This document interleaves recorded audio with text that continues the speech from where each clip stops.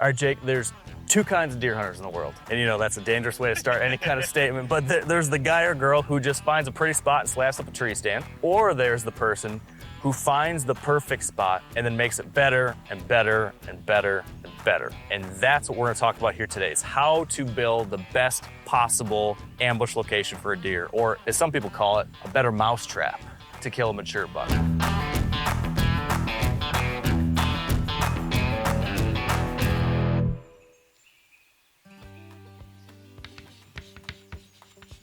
So A, what do I mean by that? And B, how do you do that? There's a lot more to it. How would you describe what a kind of like elite or an excellent mature buck mousetrap is? What would you describe that as? A buck trap's gonna have a lot of commonalities, no matter where you're at in the country and what your goals are.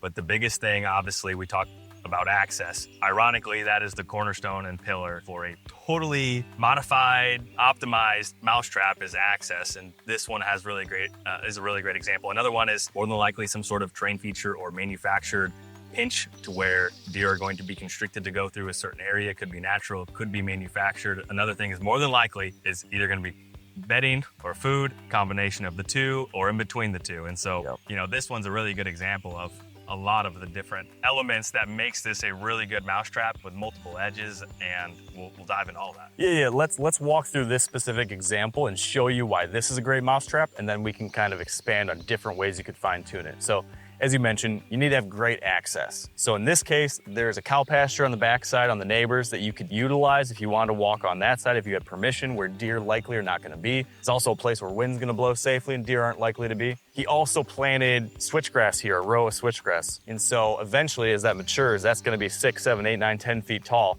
You can walk in and out without anything being able to see you. Now, over my right shoulder, he's got his box blind, his hunt location that he'll be able to slip right into that with anything seen. So great access. As far as the features that get deer here, I think that's a key thing with a buck trap, is that it's usually not just one feature that makes like a great buck trap. It's multiple features converging, and then you modify or manipulate to tighten it. Because I think the key thing, like what separates a good spot from an amazing spot, is that you don't just see deer. You get deer within shooting range. That, I think, is a huge difference. And so in this location, you've got several features that do that. I'll mention the first couple. One is right here, there's a fence, an old cattle fence that runs along the side of this property and down into his, and there's one fence gap. So there's this opening. So there's this funnel that any deer that wants to come from that side to get to this side has to pass within 20 yards of the ambush location. Amazing funnel that's created kind of artificially. You can sometimes find spots like that, or there might be fencing on your property already. You can cut down a few pieces. Some people create that kind of effect by cutting down trees and laying them down. Some people even put up fencing to achieve that. So that's one thing. I'll add one more, which is what he's planted here as far as food.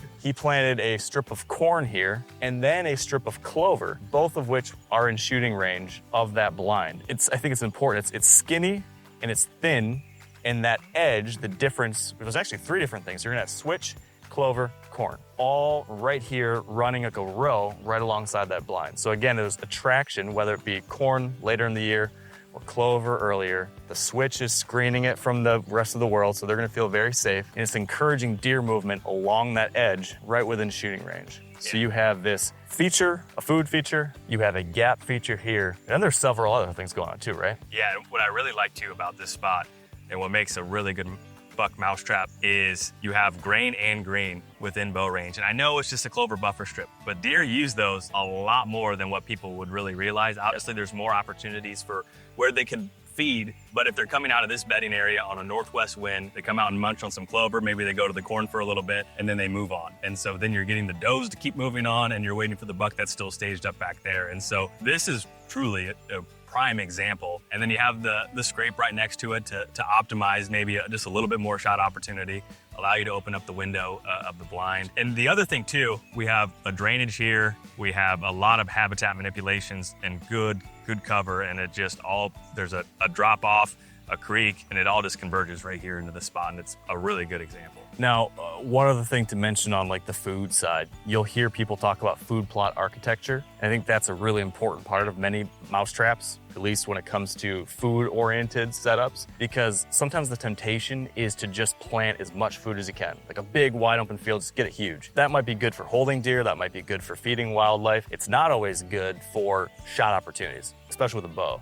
And so sometimes creating those mouse traps, those buck traps, where you have like this kind of setup, where there's an edge, where there's multiple things coming together, or there's many different designs. There's like the boomerang design, and you set up your hunting location, your blind, your tree stand at the kind of like the turn of the boomerang or the inside of an hourglass. There's many different ways, but trying to find a pinch or something that will narrow down where deer move within that food plot. That's where you get that best of the best spot. And then you mentioned there's a scrape tree right here. There's a licking branch over our shoulder. If you can find those naturally, that's great, because now you are putting like the X on the map. It's like that's the spot where they stop. There's all these reasons to get deer into this 50-yard circle, and then you're putting the X on the map of exactly where they should stop, hopefully. So whether that be a natural licking branch or putting in a fake, scrape tree, putting in a little water hole, anything that's like that little sweetener that gets them 5% more likely to stop where you want them to stop, to come out into the open, to do that one extra step. Because I think that's the big thing, is we're going from like, oh, this is a good spot, to, oh, this is the best possible place. Stacking all of these little things, the access,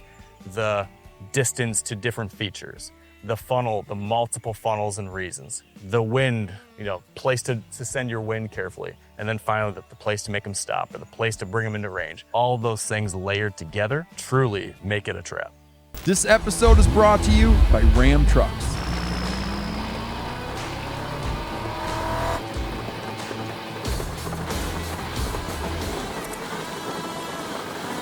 Nothing stops Ram. So this is a food anchored and adjacent to bedding, but a lot of people maybe don't want to hunt out of a blind. They don't have a spot where they can put a permanent blind. Can you duplicate something similar to this in a hardwood timber setting or a marsh setting? Yeah, like you said, this is kind of like a food field-based buck trap, but you can absolutely create something similar in the cover, but revolving around bedding instead of food. So the bedding is kind of the anchor of your buck trap.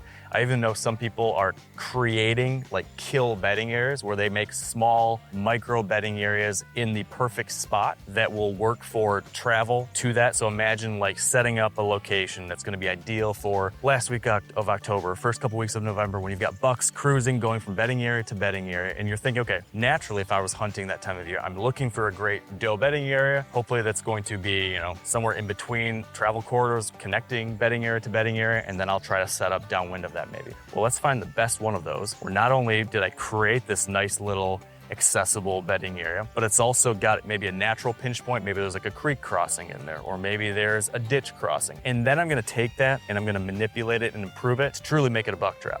So now I'm going to find that best possible zone.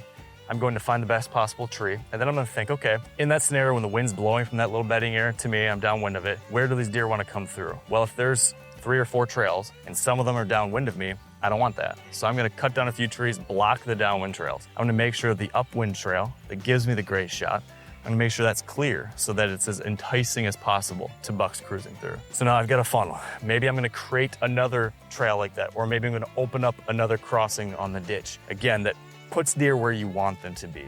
And then I'm gonna add the scrape, the licking branch, or I'm gonna create a mock scrape, or I'm going to maybe put in a little interior water hole. Again, it's like layering all of these little things to make this not just like the good natural spot, but making this the best possible way to get deer, not just in your zone, but on the X.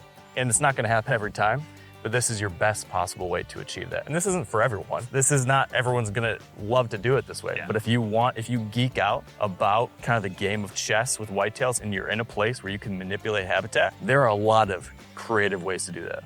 I think this season, if you already have a trap or you build one, ask yourself, I saw 10 deer, how many could have I shot within 15 or 20 yards? And that X marks the spot location. And continue to optimize it, because we just covered a lot of different things, and the odds of getting absolutely everything perfectly right the first year is probably not gonna happen. But you can continue to build and move the chess pieces so it becomes even better. And I think that is not only something that's gonna make it more effective, but also can make it more fun. I think for those people that wanna do this kind of thing, to build a mousetrap, the actual like juice juice is in the experimenting. It's like adding on all these little features, all these different tweaks. And again, it comes down to little things. And I feel like we're gonna say this on every single video because it's so important, but you stack up this little thing with this little thing and over and over and over and over again, it makes your opportunities for success so much higher. So in this case, it's not finding just a good spot, but a great spot. It's making it even better with this way, this way, this way. It's looking for every possible risk, looking for every possible small, thing that might go around you or might go the wrong way and fixing that. And by layering all these small fixes, you create a truly great buck trap and an awesome place to hunt.